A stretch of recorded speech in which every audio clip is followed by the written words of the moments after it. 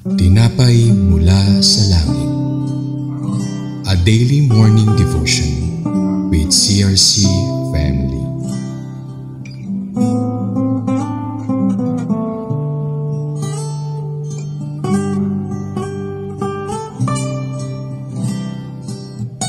Isang mapagpalang umaga po sa ating lahat mga kapatid. Ako po, Sister Arsha Cuison mula sa CRC Antipolo Daughter Church. Samahan niyo po kami sa ating programang Tinapay Mula sa Langit, ang pang-araw-araw nating devotion sa salita ng Diyos. Samahan niyo ako sa isang panalangin. Dakilang Diyos, kami po ay lubos na nagpapasalamat sa iyong kabutihan at katapatan. Pinupuri ka namin sa iyong pag-iingat sa buong magdamag ng aming pamamahinga. Salamat po sa bagong umaga, kalakip ang iyong dakilang pag-ibig na laging bago sa tuwing umaga. Salamat sa kalakasan, karunungan at kapayapaan na iyong ibibigay sa amin sa buong araw. Salamat sa iyong makapangyarihang salita na magpapalakas, magtuturo, magtutuwid sa amin sa araw na ito. Sa iyo lahat ng kapurihan at kaluwalhatian sa matamis na pangalan ng aming Panginoong Hesus. Amen. Ang title po ng ating devotion sa umagang ito ay God's Education of Israel in the Wilderness. Ang ating text ay sa aklat ng Deuteronomy 8 verse 3 to 5. Pasahin po natin. Deuteronomy 8 verse 3 to 5. 3. He humbled you, causing you to hunger, and then feeding you with manna, which neither you nor your ancestors had known, to teach you that man does not live on bread alone, but on every word that comes from the mouth of the Lord. 4. Your clothes did not wear out, and your feet did not swell during these 40 years. Know then in your heart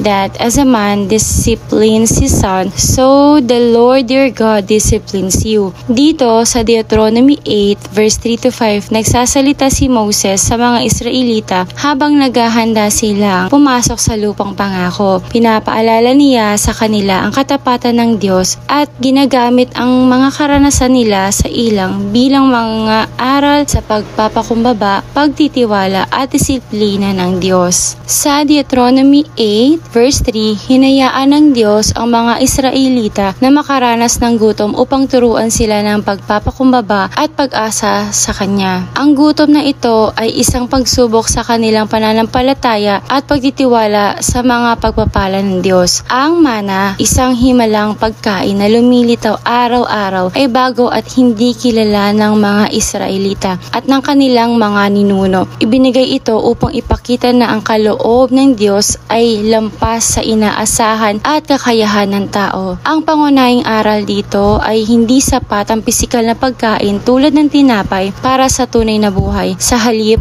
ang tunay na nagpapalakas sa sangkatauhan ay ang pagsunod at pagtitiwala sa salita ng Diyos. Binanggit ni Jesus ang talatang ito nang siya'y tuksuhin sa ilang. Makikita natin ito sa Mateo 4 verse 4 na binibigyang diin ang pagpapahalaga sa salita ng Diyos kaysa sa mga pisikal na pangangailangan. Sa Deuteronomy 8 verse 4, for 40 years sa loob ng 40 taon, hindi na luma ang mga damit ng mga Israelita at hindi na maga ang kanilang mga paa sa kabila ng patuloy na paglalakbay. This was a testament to God's continuous care and miraculous provision in their lives. Ang pagbanggit sa mga damit at kalusugan symbolizes God's protection sa kanilang pisikal na pangangailangan at kabuuang kalusugan habang sila'y naglalakbay. Pinapakita nito na ang pagtustos ng Diyos ay lubos at sapat. Tinutugunan ang kanilang agarang pangangailangan pati na ang pagmatagalang kagalingan. Sa Deuteronomy 8 verse 5, the discipline of Israelites experienced in the wilderness was not a sign of abandonment or punishment but rather of God's fatherly care. Katulad ng isang mapagmahal na ama na nagtutuwid sa kanyang mga anak para sa kanilang ikabubuti. Ginamit ng Diyos ang paglalakbay sa ilang upang sanayin at turuan ang kanyang bayan.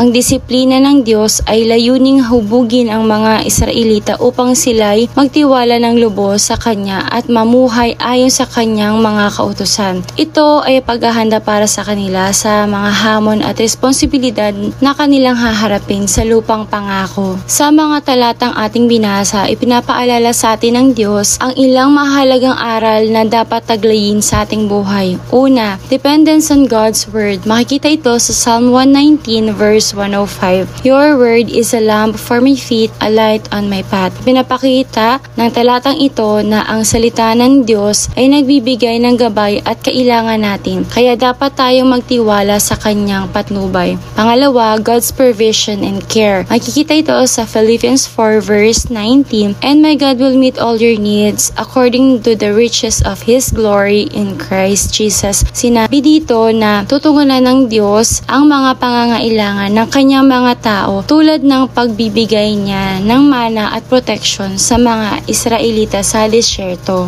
Pangatlo, God's discipline is a sign of love. Makikita ito sa Proverbs 3 verse 11 to 12. My son, do not despise the Lord's discipline and do not resent His rebuke, because the Lord disciplines those He loves. As Father, the Son He delights in. Ipinapakita ng kawikang ito na ang pagtutuwid ng Diyos ay mula sa pagmamahal, tulad ng pag-aalaga ng isang ama sa kanyang anak. Number 4, trusting God in times of testing. Makikita ito sa James 1 verse 2 to 4. Consider it pure, my brothers and sisters, whenever you face trials of many kinds, because you know that the testing of your faith produces perseverance. Let perseverance finish its work so that you may be mature and complete, not lacking anything. Ang mga pagsubok ay nakakatulong sa ating spiritual na paglago, katulad ng ginawa ng Diyos para palakasin ang pananampalataya ng mga Israelita sa disyerto. Ang Diyos na naggabay at nagbigay sa mga Israelita sa disyerto ay patuloy na gagabay sa atin. Matuto tayo na magtiwala sa Kanyang salita, umasa sa Kanyang provision at tanggapin ang Kanyang pagmamahal sa pamamagitan ng pagtutuwid. Sa bawat pagsubok, tandaan natin na ang Diyos ay tapat at hindi niya tayo pababayaan. Magtiwala tayo sa Kanyang mga pangako at magpatuloy sa paglakad ayon sa Kanyang kalooban. Pagpalain tayong lahat ng Diyos. Tayo po ay manalangin. Panginoon, salamat po sa inyong mga aral at sa inyong walang hanggang pagmamahal. Tinuturuan ninyo po kami na magtiwala sa inyong salita, umasa sa inyong provision at tanggapin ang inyong pagmamahal sa pamamagitan ng pagtutuwid. Gabayan po ninyo kami sa bawat hakbang ng aming buhay at palakasin ang aming pananampalataya sa inyo. Salamat po sa inyong patuloy na pagpapala at